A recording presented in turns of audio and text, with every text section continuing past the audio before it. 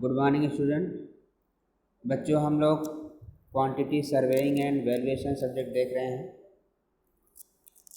Quantity surveying and valuation unit 5 में बच्चों आज हम देखेंगे हाउ टू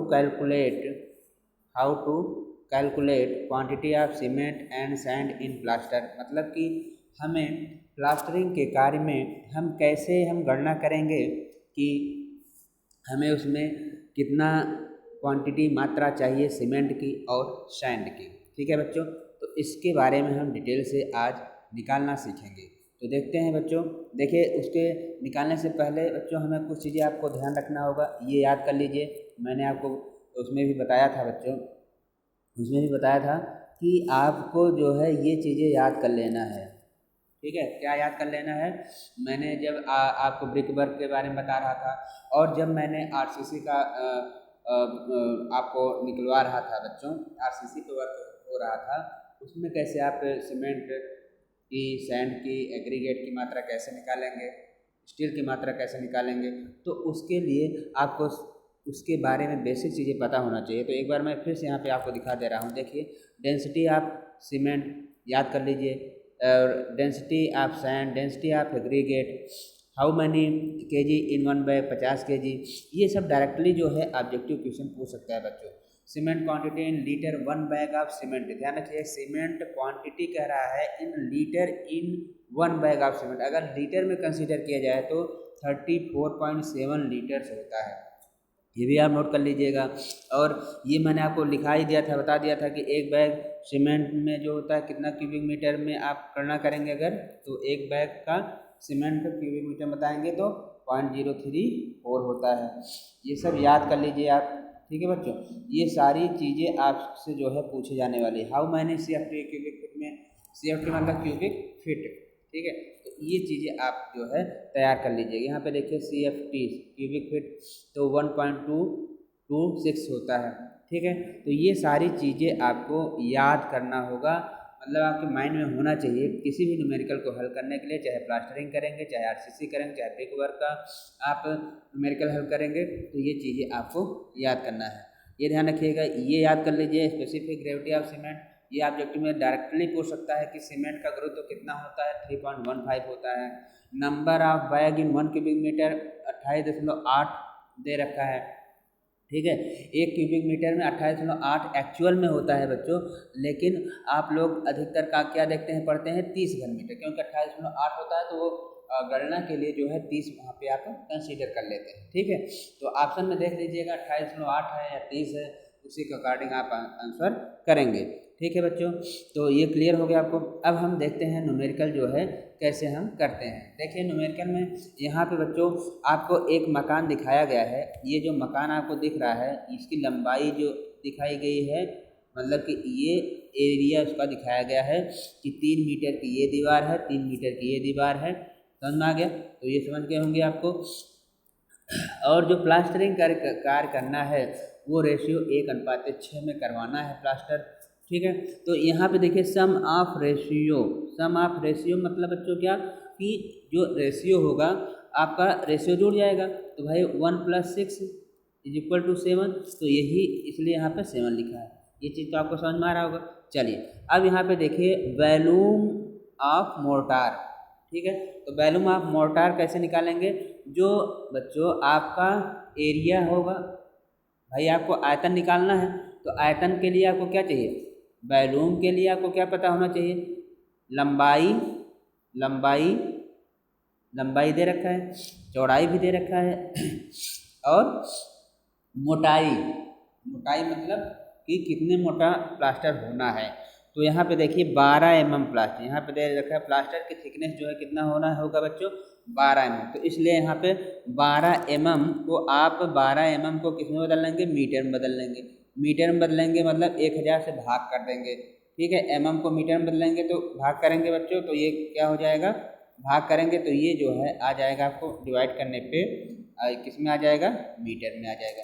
समझ में आ रहा है कि ये जो 12 mm है, 12 mm को 1000 से भाग करेंगे तो जो आएगा 0.012 ये किस में आ जाएगा, मीटर में आ जाएगा, क्योंकि लंबाई आपको किस में है, मीटर में है। लंबाई चौड़ाई लंबाई जो है आपको मीटर में है, ठीक है। इसलिए यहाँ पे वॉल्यूम जब निकालेंगे तो 3 × 3 × इतना हो गया, तो वॉल्यूम ऑफ मोटर इतना हो गया, ठीक है बच्चों, समझ में आ गया।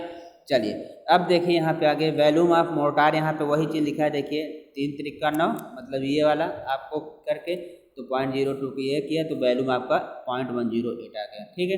अब ये ध्यान रखिएगा रेशियो कितना है टेकन, 1.16 में दिया गया है, ठीक। अब हम कैसे इसको आगे हल करेंगे, देखिए यहाँ पे तो जब हम सीमेंट के वॉल्यूम को कंसीडर करते हैं बच्चों, तो ड्राई वॉल्यूम ऑफ मोटार, ठीक है, इंटू 1.35 इंटू 1.35 क्या है, ये फैक्टर लिया जाएगा, गुणांक लिया जाएगा, ध्यान रखिएगा, ये फैक्टर लिया जाएगा, गुणांक लिया जाएगा।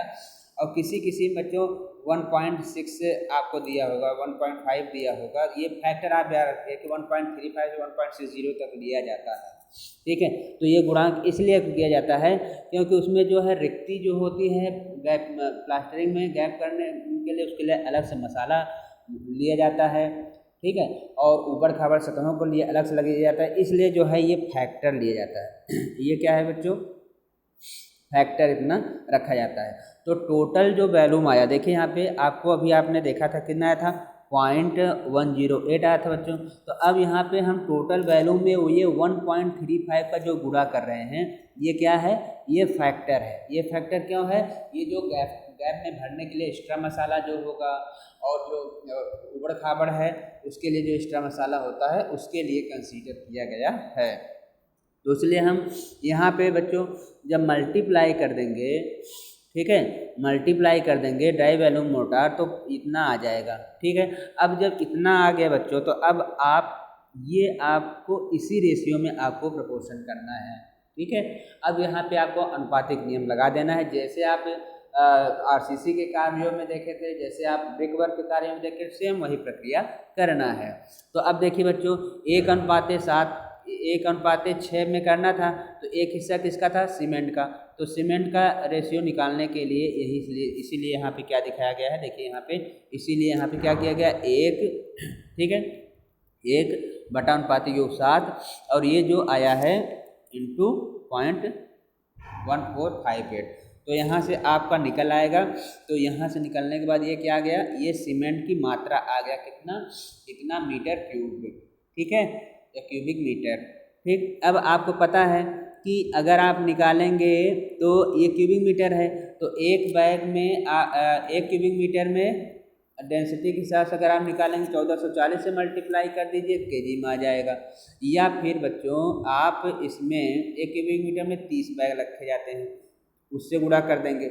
या अगर आप 29 दशमलव कुछ लेंगे, ठीक है, 29 दशमलव कुछ लेंगे बच्चों, तो 29 दशमलव कुछ लेंगे तो यहाँ से मल्टीप्लाई करके आप मल्टीप्लाई कर सकते हैं, अर्थात 1.28 है तो सीमेंट डेंसिटी है ये, ठीक है। तो सीमेंट डेंसिटी कितना होता है, 1440 होता है, तो इसलिए यहाँ से मल्टीप्लाई करके दिखाया गया होगा, ठीक है। तो यहीं पे इसलिए ये आपकी टोटल आया।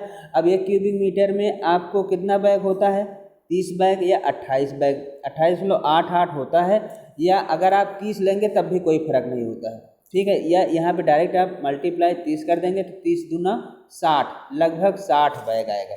अब देखिए 60 बैग मतलब कि 30.2, अगर आप इसमें 30 का गुणा करेंगे, देखिए यहाँ पे इंटू 1 सेकेंड, यहाँ पे आप देखिए 30 का मल्टीप्लाई करेंगे बच्चों कितना हो जाएगा, 30 दूना 60, 0.6 समथिंग आएगा ना, 0.60, तो यहाँ देखिए 0.559 अर्थात वही आपका एक्यूरेट आ रहा है। अब इन्होंने क्या किया है, यहाँ पे आपका डेंसिटी से चाहे आप निकाल लीजिए 1440 रख के कर देंगे तब भी इतना आ रहा है, 29.99 kg आ रहा है, ये डेंसिटी में बदलेंगे। अब बैग में आपको 50 होता है, तो इन्होंने क्या किया, इस प्रकार से 50 से भाग के ये कर दिया। आप डायरेक्टली आप इसको अगर आप ना करिए, डायरेक्टली इतना आप नहीं अगर करना चाहते हैं तो आप ऐसे भी कर सकते हैं, 0.20208 इंटू 30 का गुणा कर दीजिए, कितना आ जाएगा, यहाँ देखिए 0 3 8 24, ठीक है, ये हो जाएगा 3 दूना 6 हो जाएगा, ठीक, और ये जीरो बढ़ जाएगा यहाँ पे, ठीक है, 3 दूना 6, जीरो यहाँ पे बढ़ जाएगा। तो इतना आप करेंगे तो इस प्रकार से 0.6 के तकरीबन यहाँ भी आपको आ जाएगा, चाहे ऐसे आप करें चाहे वैसे करिए। अब देखिए आप दूसरा अगर आप सैंड का निकालेंगे तो सैंड का देखिए 1:6 में सैंड का हिस्सा कितना था, 6 था, इसलिए यहाँ पे 6 हो गया। तो 6/7 हो गया इंटू, अब जो आपने लिया था कितना लिया था, ये कितना आया था आपका, कितने में कंसीडर कर रहे थे, यहाँ पे देखिए आप, ये आपका आया था ना, यहाँ पे देखिए ये जो आपका ड्राई बैलून मोटर आया था इतना, तो यहाँ से आप क्या कर देंगे, यहाँ से करके इस प्रकार से निकाल सकते हैं। ठीक है बच्चों, एक तरीका ये, चाहे आप डेंसिटी से करके निकालिए, चाहे डायरेक्टली आप, मैंने क्या बताया, इंटू 30 का गुणा कर देंगे डायरेक्टली तब भी आ जाएगा, ठीक है, तब भी वही क्वांटिटी निकल के आ जाएगी। तो इस प्रकार से बच्चों हम जो है कि आप इसको जो है क्वांटिटी निकालना, प्लास्टरिंग में कैसे क्वांटिटी निकाला जाता है आप निकाल सकते हैं। ठीक है, क्लियर हो गया बच्चों यहाँ तक, ठीक है, यहाँ तक सभी को क्लियर।